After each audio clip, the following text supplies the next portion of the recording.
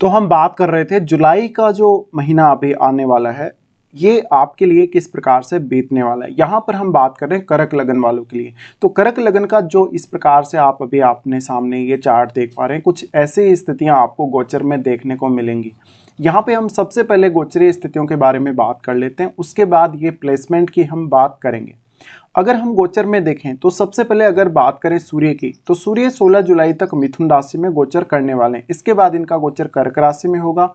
बुध 19 जुलाई तक कर्क राशि में रहेंगे। इसके बाद इनका गोचर सिंह राशि में होगा।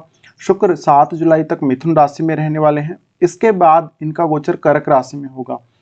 मेष राशि में अभी मंगल ट्रांजिट करेंगे और 12 जुलाई से मंगल चेंज होंगे और वृषभ में प्रवेश कर जाएंगे। गुरु का गोचर वृषभ में होगा। शनि कुंभ राशि में वक्री होकर गोचर कर रहे हैं। इसके साथ साथ चंद्रमा को अगर हम देखेंगे तो 1 जुलाई को चंद्रमा मेष राशि में हमें गोचर करते हुए दिखेंगे। राहु और केतु के गोचर में फिलहाल कोई भी परिवर्तन नहीं है। जहां राहु मीन राशि में गोचर कर रहे हैं, वहीं केतु कन्या राशि में गोचर करने वाले हैं। अब देख लेते हैं इन स्थितियों का जो रिजल्ट है वो आपके लिए कैसा रह सकता है। देखिए, सबसे पहले तो हम लग्नेश से स्टार्ट करते हैं। लग्नेश आपके चंद्रमा है।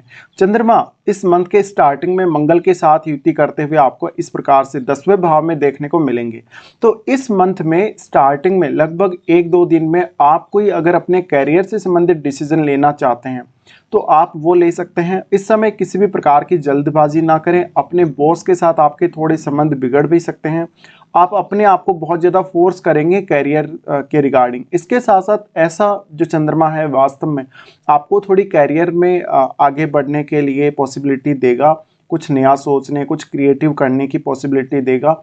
इसके साथ साथ आप अपने मन की बात या अपने आइडियाज़ को बेहतर तरीके से दूसरों के सामने प्रदर्शित कर सकेंगे। चंद्रमा यहाँ है तो मंगल के साथ जब भी चंद्रमा की युति होती है, ऐसे में हमारा एग्रेशन बढ़ जाता है। हम भावनात्मक रूप से जो मंगल की एनर्जी है उसका शिकार हो जाते हैं। ऐसे में जल्दबाजी करना आपके लिए नुकसानदायक हो सकता है। यहाँ पर किसी से भी कोई भी एक्सपेक्टेशन ज़्यादा ना रखें, चाहे अपने परिवार की बात करें, चाहे अपने खुद की बात करें या अपने किसी कलीग की या बॉस की बात करें।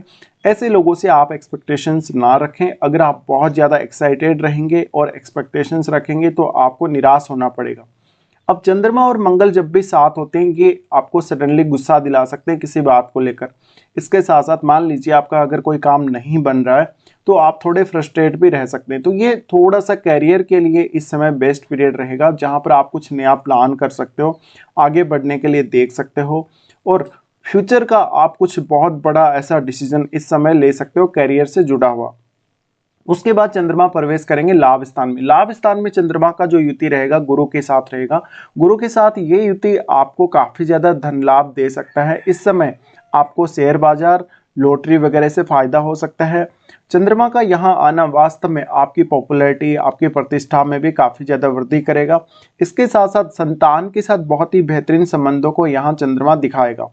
इसके अलावा आपके नेटवर्क में विस्तार करेगा, आपके ज्ञान में विस्तार करेगा और धन के मैनेजमेंट को लेकर भी ये जो स्थिति रहेगी चंद्रमा की वो बहुत ही अच्छी रहेगी। उसके बाद चंद्रमा यहाँ से प्रवेश करेंगे मिथुन राशि में। मिथुन राशि में यानी आपके 12वें भाव में, जहां पर ऑलरेडी जो सूर्य और शुक्र का गोचर हो रहा है।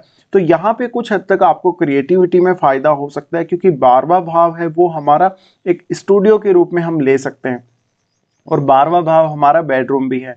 यहाँ पे चंद्रमा का आना यह दिखाता है कि अगर आप कोई क्रिएटिव फील्ड में हैं, आप कोई ऐसे बहुत स्किल वाले फील्ड में हैं, बहुत ही कोई सृजनात्मक काम कर रहे हैं, तो यहाँ पर चंद्रमा आपको बहुत ज़्यादा सपोर्ट कर सकते हैं। और क्योंकि फिर चंद्रमा सूर्य और शुक्र के साथ भी रहेंगे, तो ऐसे में आपको कोई भी क्रिएटिव वर्क करने में मदद मिलेगी। इसके साथ साथ आपका अगर कोई भी किसी भी प्रकार से संबंध विदेश से है तो आपको विदेश में काफ़ी ज़्यादा धन लाभ हो सकता है। इसके अलावा आपकी जो मेमोरी है वो बढ़ेगी और आपकी इमेजिनेशन काफ़ी ज़्यादा बढ़ती हुई देखने को मिलेगी। अब चंद्रमा यहाँ सूर्य और शुक्र के साथ रहेंगे तो आप अपनी डेली लाइफ को बहुत बेहतरीन तरीके से मैनेज कर सकेंगे। यहाँ पर आपसे कोई बहुत ज़्यादा गुस्से में आके या जल्दबाजी में आके गलत निर्णय भी हो सकता है। उसके बाद चंद्रमा अपने खुद के घर में आएंगे, जहां वो कर्क राशि में यानी अपने ही घर में यहाँ देखने को मिलेंगे।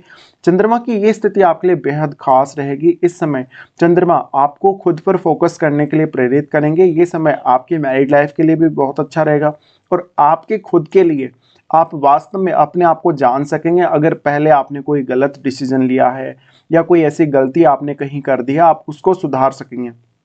फिर यहाँ से चंद्रमा लगभग 8-9 तारीख के आसपास आपके सेकंड हाउस में प्रवेश करेंगे।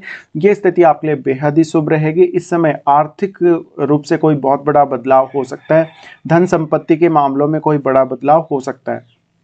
तो चंद्रमा का गोचर बेहद खास रहने वाला है आप लोगों के लिए। इसके बाद बात करते हैं सूर्य के गोचर के बारे में। सूर्य जो कि दूसरे भाव के स्वामी बनते हैं, सूर्य मिथुन राशि में अभी गोचर करेंगे और मिथुन राशि में इनका जो गोचर रहने वाला है वो 16 जुलाई तक है। लगभग 16 जुलाई तक की स्थितियों में अगर हम देखें तो आप अपने घर परिवार के लिए कोई बहुत बड़ा खर्चा कर सकते हैं। अगर आप विदेश रहते हैं, अपने परिवार सहित विदेश रहते हैं, तो आपको विदेश में काफी धन लाभ हो सकता है। इसके साथ साथ यहाँ क्योंकि जैसे कि मैंने अभी बोला, सूर्य और शुक्र का युति है, सूर्य और शुक्र का युति है, तो आप बहुत ज्यादा पैसा स्पेंड करेंगे, अपनी लाइफ स्टाइल पर बहुत ज्यादा पैसा खर्च करेंगे। ये स्थिति वास्तव में ये बताती है कि आप हमेशा एक बहुत ही अच्छी लाइफ स्टाइल जीने की कोशिश करेंगे इस मंथ में। तो आपका अपने घर परिवार के लिए कोई किसी लग्जरी आइटम के लिए या अपने पर्सनल किसी काम के लिए कोई बड़ा खर्चा हो सकता है। अब देखिए जो चंद्रमा है यहाँ पर, क्योंकि चंद्रमा का युति भी होगा और चंद्रमा का युति भी यहाँ पर जैसे कि मैंने बोला अभी अभी आपको, लगभग यहाँ पर 5 तारीख के आसपास चंद्रमा का युति होगा, तो वो पीरियड भी आपके लिए काफ़ी ज़्यादा अच्छा रहेगा। अब यहाँ पे सूर्य जो है, आपको सूर्य का क्योंकि एस्पेक्ट रहेगा आपके छठे घर पे जहाँ पर ये अपने मित्र के घर यानी गुरु के घर को देख रहे हैं, यहाँ पर आपको सूर्य आपकी डेली लाइफ में बहुत ज़्यादा सपोर्ट कर सकते हैं। आप किसी विवाद में फंसे हैं, आपको फाइनेंशियली इश्यू है, आप लोन वगैरह ले रखे हैं या कोई अन्य ऐसी दिक्कत में है, तो आपको सूर्य यहाँ बेहतरीन तरीके से सपोर्ट कर सकते हैं। इसके साथ साथ मान लीजिए आप किसी विवाद में पड़ गए हैं और आपको आगे का रास्ता नहीं दिख रहा है कि आपको क्या करना चाहिए, कैसे आपको डिसीजन लेना चाहिए, तो यहाँ सूर्य आपको काफ़ी ज़्यादा सपोर्ट कर सकते हैं। उसके बाद सूर्य यहाँ से राशि परिवर्तन कर लेंगे और वो आपके लगन में स्थित होंगे। तो कर्क राशि में जो सूर्य का गोचर होगा 16 तारीख के बाद होगा। 16 तारीख के बाद आपकी सामाजिक प्रतिष्ठा बढ़ेगी, आपका मान सम्मान बढ़ेगा। अगर आपने कोई बहुत हाई लेवल का एग्जामिनेशन अगर दिया है, आप कहीं अपीयर हुए हैं एग्ज़ाम में, तो आपको काफ़ी ज़्यादा चांसेस हैं कि आपका एग्ज़ाम क्लियर होगा।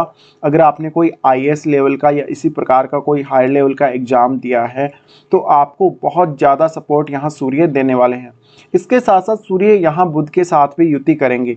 हालांकि बुध के साथ जो युति रहेगा वो बहुत लंबे समय तक नहीं रहेगा, लगभग 2-3 दिन के लिए ही रहेगा, लेकिन इसका जो इम्पैक्ट पड़ेगा आपके ऊपर वो बहुत बड़ा पड़ेगा। अब सूर्य लगन में आएंगे तो वास्तव में आपके कॉन्फिडेंस को भी ऐसा सूर्य बढ़ाने का काम करेगा और आपको आपके वैचारिक रूप से काफ़ी प्रबलता देने का काम करेगा। इस समय आप कोई जोखिम भरा डिसीजन भी ले सकते हैं। इस समय थोड़े से आपके रिलेशंस बिगड़ सकते हैं अपने फैमिली से और अपने जीवन साथी से, लेकिन आपके इंडिविजुअल रूप से अगर देखा जाए तो यहाँ सूर्य का होना बहुत ज़्यादा अच्छा है। आप अपने प्रत्येक कार्य को लगभग बहुत ही अच्छे से मैनेज कर सकेंगे। उसके बाद हम बात करते हैं बुध के बारे में। बुध जो कि तीसरे घर और आपके 12वें घर के स्वामी बनते हैं। बुध का गोचर अगर हम देखेंगे तो 19 जुलाई तक ये कर्क राशि में रहने वाले। अब क्योंकि तीसरे भाव के स्वामी हैं और 12वें घर के स्वामी हैं और बुध अगर लगन में गोचर कर रहे हैं और इनका जो गोचर है 19 जुलाई तक है, ऐसे में देखिए आप अपने आप को बहुत अच्छे से अभिव्यक्त कर सकेंगे, अपने कम्युनिकेशन की जो क्षमता है उसको बहुत अच्छे से बढ़ा सकेंगे, आप अपनी काबिलियत को दूसरों के सामने बहुत अच्छे से प्रदर्शित करेंगे। बुध का यहाँ होना ये दिखाता है कि वास्तव में आप प्रत्येक बात सोच समझकर बोलने वाले होंगे। आप अगर कोई इंटरनेट से जुड़ा हुआ ऐसा कोई काम कर रहे हैं, ऑनलाइन अगर कोई काम कर रहे हैं, कोई क्रिएटिव वर्क कर रहे हैं, कोई फाइनेंस से जुड़ा हुआ काम कर रहे हैं या आप टीचिंग के क्षेत्र में काम कर रहे हैं, तो ऐसा बुध आपको ज़्यादा से ज़्यादा सपोर्ट करेगा। अब बुध का क्योंकि एस्पेक्ट रहेगा 7वें भाव पर, 7वें भाव पर जब इस प्रकार से यहाँ पर एस्पेक्ट रहेगा तो निश्चित रूप से आपको आपके बिजनेस वगैरह में मदद मिलेगी। पार्टनर के साथ बेहतरीन तरीके से कन्वर्सेशन करने में भी आपको मदद मिलेगी। इसके बाद यहाँ से बुध चेंज हो जाएंगे और 19 जुलाई के बाद ये आपके सेकंड हाउस में चले जाएंगे। सेकंड हाउस में बुध जाएंगे तो वाणी के लिए बहुत अच्छा रहेगा। आप अपनी वाणी का बहुत अच्छा प्रभाव दूसरों पर छोड़ सकेंगे, लेकिन ये समय आपके लिए खर्चों का होगा, तो अपने धन और संपत्ति को बहुत अच्छे से मैनेज करें। इसके साथ साथ परिवार के किसी सदस्य के साथ आपका बहुत लंबा कोई वार्तालाप हो सकता है। तो बुध का गोचर भी ऑलमोस्ट आपके लिए काफ़ी अच्छा है और यहाँ से बुध का एस्पेक्ट रहेगा आपके 8वें भाव पर। 8वें भाव पर जहाँ बुध का एस्पेक्ट है, आपको इस समय एजुकेशनल कार्यों में काफ़ी ज़्यादा मदद मिल सकती है, आपको अपने लिए कोई नया इनकम सोर्स खोजने में मदद मिल सकती है। इसके साथ साथ आप प्रत्येक कार्य के लिए लगभग प्रॉपरली डिसीजन ले सकेंगे। उसके बाद हम बात करते हैं शुक्र के बारे में। शुक्र जो कि 4th लॉर्ड है और 11वें घर के स्वामी बनते हैं। अब शुक्र 7 जुलाई तक क्योंकि मिथुन राशि में है, ऐसे में ये जो समय है धन से जुड़े हुए बहुत ज़्यादा खर्चों का है और लगभग शुक्र का गोचर यानी लगभग 7 जुलाई तक है। तो 7 जुलाई तक कोई बहुत बड़ा खर्चा अपने लिए या अपने परिवार के लिए, जैसे कि अभी मैंने बोला, हो सकता है। इस समय आपको अपने जीवन साथी से धन लाभ हो सकता है। अगर आप विदेश रहते हैं या किसी भी क्रिएटिव फील्ड में हैं तो आपको काफ़ी लाभ होगा शुक्र के इस गोचर। अब शुक्र यहाँ से जो एस्पेक्ट कर रहे हैं वो आपके छठे घर को एस्पेक्ट कर रहे हैं। इस वजह से आप किसी विवाद में अगर फंसते हैं इस समय या किसी के साथ लड़ाई झगड़ा कर लेते हैं तो आपको धन का कोई बड़ा नुकसान हो सकता है। आपको अपने जीवन साथी के साथ थोड़ा सा डोमिनेटिंग बिहेव भी देखने को मिल सकता है। शुक्र उसके बाद यहाँ से राशि परिवर्तन करेंगे और वो कर्क राशि में आ जाएंगे। कर्क राशि का शुक्र आपके लिए बेहद ही अच्छा रहेगा और शुक्र का आपके लगन में आना वास्तव में आपको थोड़ा सा क्रिएटिविटी को बढ़ाने वाला होगा। आपको वास्तव में सजने संवरने का बहुत ज़्यादा शौक रहेगा, अपने ऊपर थोड़ा अच्छे से फोकस कर सकेंगे, अपनी इमेज, अपने व्यक्तित्व पर, अपनी काबिलियत पे बहुत ज़्यादा फोकस कर सकेंगे और कोई अपने लिए कोई बड़ा डिसीजन ले सकेंगे। शुक्र का आपके लगन में आना वास्तव में आपके वैवाहिक जीवन के लिए बहुत ज़्यादा अच्छा साबित होगा। इस दौरान आपका किसी से अच्छा फ्रेंडशिप हो सकता है और जिनके साथ भी आपका फ्रेंडशिप होगा वो आपको बहुत बेहतरीन तरीके से सपोर्ट करते हुए नजर आएंगे। अब क्योंकि शुक्र लगन में आएंगे, शुक्र लगन में आएंगे तो बहुत ज़्यादा सजने संवरने की इच्छा, अपने आप को बहुत ज़्यादा सुंदर दिखाने की इच्छा आप में डेवलप कर सकता है शुक्र। शुक्र का एस्पेक्ट 7वें भाव पर है। 7वें भाव पर शुक्र का एस्पेक्ट होने की वजह से आपका जो जीवन साथी होगा वो आपको पारिवारिक मामलों में काफ़ी ज़्यादा मदद करेगा, धन से संबंधित भी वो आपको काफ़ी ज़्यादा मदद करेगा। शुक्र का 7वें भाव पर एस्पेक्ट है तो इस समय आपके लिए मैरिज के चांसेस काफ़ी ज़्यादा प्रबल रहेंगे। उसके बाद यहाँ पर हम आगे बढ़ जाते हैं, मंगल के बारे में बात कर लेते हैं। मंगल आपके 5वें घर और आपके 10वें घर के स्वामी बनते हैं और मंगल अपने ही घर में गोचर करेंगे मेष राशि में। मंगल का ये गोचर आपके लिए बेहद खास है। जैसे कि मैंने अभी चंद्रमा के लिए जब बात कर रहे थे उस समय भी आपको बोला कि ये मंथ आपके कैरियर के लिए काफ़ी ज़्यादा इंपॉर्टेंट है और क्योंकि 10वें घर के स्वामी खुद मंगल ही हैं, ऐसे में मंगल का जो गोचर होने वाला है यहाँ पर लगभग मंगल 12 जुलाई तक रहने वाले हैं आपके 10वें भाव में।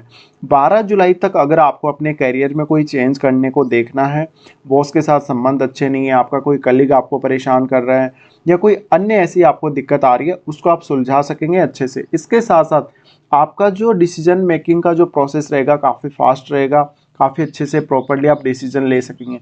लेकिन यहाँ पर बहुत ज़्यादा जल्दबाजी करना या किसी के साथ भी अगर आपका मनमुटाव होता है तो ये आपके फेवर में नहीं जाएगा। मंगल यहाँ से देखेंगे आपके लगन को मंगल देखेंगे तो थोड़ी सी आप में अधीरता उत्पन्न करेंगे, आपके बॉडी में काफ़ी तेजी लाएंगे, आपके विचारों में काफ़ी तेजी लाएंगे। इससे कभी कभी आप किसी व्यक्ति पर भड़क सकते हैं, आपका जो है बिहेव खराब हो सकता है। मंगल का एस्पेक्ट आपके लगन पर होने की वजह से इस समय आप अपने स्वास्थ्य पर भी बहुत अच्छे से फोकस कर सकेंगे, लेकिन आपको जो पॉपुलैरिटी मिलेगी, जो मान सम्मान मिलेगा उसमें जरूर वृद्धि करेगा ऐसा मंगल। इसके साथ साथ आप जो भी टारगेट डिसाइड किए हैं अपने लिए, अपने कैरियर से जुड़ा हुआ, उसको आप बहुत अच्छे से अचीव करने में सक्षम रहेंगे। तो 12 जुलाई तक लगभग आपके लिए मंगल बहुत ही ज़्यादा फेवरेबल है। उसके बाद मंगल का प्रवेश होगा यहाँ पर आपके लाभ स्थान में। लाभ स्थान में मंगल का प्रवेश होगा तो ये आपको अचानक धन प्रदान करेगा, संपत्ति प्रदान करेगा। अगर घर परिवार में कोई ऐसा संपत्ति का या धन का लेन देन करना चाहते हैं तो वो भी आप कर सकते हैं। मंगल का यहाँ पर आना वास्तव में आपके नेटवर्क को विस्तार देगा। आपने जो जो भी काम किए हैं या जो जो भी आपके अंदर क्षमताएं हैं उसकी वजह से आपकी एक अलग पहचान यहाँ बनेगी। तो मंगल का गोचर काफ़ी खास है और फिर मंगल का यहाँ से जो दृष्टि रहेगा वो आपके रहेगा दूसरे भाव पर। दूसरे भाव पर जो दृष्टि रहेगा थोड़ा सा वाणी पर बहुत ज़्यादा उग्रता वाला प्रभाव मंगल यहाँ दे सकते हैं, इसका आपको थोड़ा ध्यान रखना पड़ेगा। इसके साथ साथ आपको 5वें भाव से संबंधित कार्य जैसे कि लॉटरी वगैरह, शेयर मार्केट वगैरह से काफ़ी फायदा हो सकता है। संतान के साथ एक स्पेशल अटैचमेंट इस समय आप फील कर सकेंगे। तो मंगल का जो गोचर है वृषभ राशि में ये आपके लिए बेहद अच्छा रहने वाला है। उसके बाद हम बात करते हैं गुरु के बारे में। गुरु आपके छठे घर और आपके 9वें घर के स्वामी बनते हैं। गुरु का गोचर लाभ स्थान में है और 1 मई से गुरु ने यहाँ गोचर करना स्टार्ट किया। तो ये जो समय आपके लिए धन लाभ का है, अपने धन को बहुत अच्छे से मैनेज करने को लेकर इस समय कोई बड़ा डिसीजन आप ले सकते हैं। इसके साथ साथ आपके दोस्तों से, आपके परिवार से या आपके जो भी लोग कांटेक्ट में उनसे आपको बेहतरीन सपोर्ट मिलेगा। इसके साथ ही आपकी पॉपुलैरिटी बढ़ेगी, आपका मान सम्मान बढ़ेगा, आपके ज्ञान की काफ़ी ज़्यादा कद्र होगी, आपकी काबिलियत की बहुत ज़्यादा कद्र होगी। इसके साथ ही आपको अपने शत्रुओं से नुकसान हो सकता है। अगर आपका किसी भी अपने शत्रु से कोई फाइट होता है, लड़ाई झगड़ा होता है, विवाद होता है, तो आपकी विजय वहां पर होगी। अब देखिए यहाँ जो गुरु हैं, गुरु आपके लिए कोई बहुत बड़ा इनकम सोर्स ला सकते हैं इस मंथ में। तो गुरु के लिए आपको यहाँ पर काफी ज्यादा फोकस करना चाहिए। अब आपकी कुंडली में गुरु अगर बहुत ही अच्छी स्थिति में है तो ऐसा गुरु आपको काफी ज्यादा धन लाभ दे सकता है।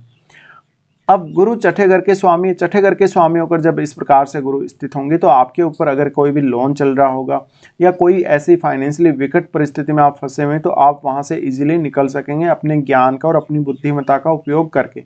उसके बाद हम यहाँ से देख लेते हैं शनि को। शनि जो कि आपके 7वें और 8वें घर के स्वामी बनते हैं, ये 8वें में गोचर कर रहे हैं।